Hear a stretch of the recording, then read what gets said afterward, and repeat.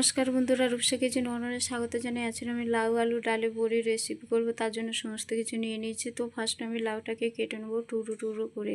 তো বন্ধুরা, তোমাদের কার কার লাউ আলু ডালে বড়ি ভালো লাগে অবশ্যই আমাকে কমেন্ট করো। তো বন্ধুরা, যা গরম পড়েছে তাই ভাবলাম যে লাউ আলু ডালে বড়ি রেসিপি করি, তাই তোমাদের সাথে একটু শেয়ার করলাম।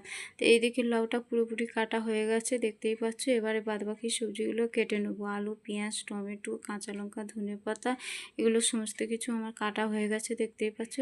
এবার ডাল বাটার মধ্যে কিছু মশলা অ্যাড করব, লঙ্কার গুঁড়ো, জিরে গুঁড়ো, হলুদ গুঁড়ো। এখানে নুন দিতে আমি ভুলে গেছি, তাই নুনটা দিয়ে দেবেন।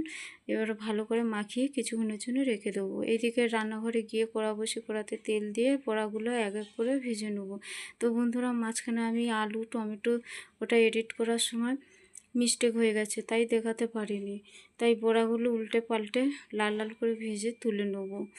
তুলে এভাবে সমস্ত বড়াগুলো ভেজে নেবো। ভেজে ওই তেলের মধ্যে শুকনো লঙ্কা, তেজপাতা, পেঁয়াজ, কাঁচা লঙ্কা, আলু তুলে দেবো। তুলে দিয়ে ওর মধ্যে দিয়ে দেবো আদা বাটা, টমেটো কুচি, নুন, লঙ্কার গুঁড়ো, জিরে গুঁড়ো, হলুদ গুঁড়ো দিয়ে একটু নেড়ে ছেড়ে লাউগুলো তুলে দেবো। তুলে দিয়ে কিছুক্ষণের জন্য ঢেকে দেবো সিদ্ধ হওয়ার জন্য। হাফ সিদ্ধ হয়ে গেছে, একটু চিনি দিয়ে ভালো মতন কষিয়ে পরিমাণ মতন জল দিয়ে দেবো। ঝোল ফুটে উঠেছে, জলে ডালের বড়িগুলো দিয়ে দেবো।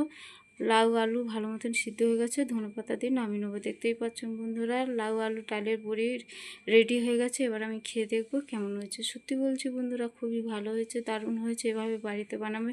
যদি আমার ভিডিও ভালো লেগে থাকে অবশ্যই লাইক, কমেন্ট, শেয়ার, সাবস্ক্রাইব করতে ভুলো না। দেখা হচ্ছে পরবর্তী